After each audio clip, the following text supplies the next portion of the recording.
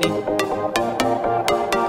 bola baik sekali, ada Zulfikar di sana memberikan umpan, sebuah peluang shooting langsung, tidak begitu deras, masih dapat diamankan tentunya pemirsa.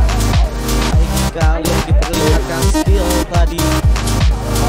Kali ini kita lihat Rizky di sana pemirsa mencoba melewati dua pemain Galacticos, gagal umpan diberikan.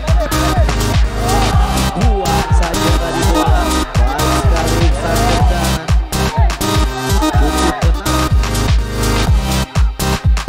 Jadi sebuah gol. Sayang sekali. Namun kali ini masih ada yang Rahmat.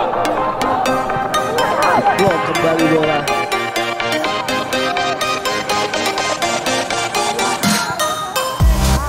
Sebuah umpan dari Galacticos dari sebelah kanan. Sebuah umpan masih dapat dihalau, kali ini masih ada peluang, sebuah flash.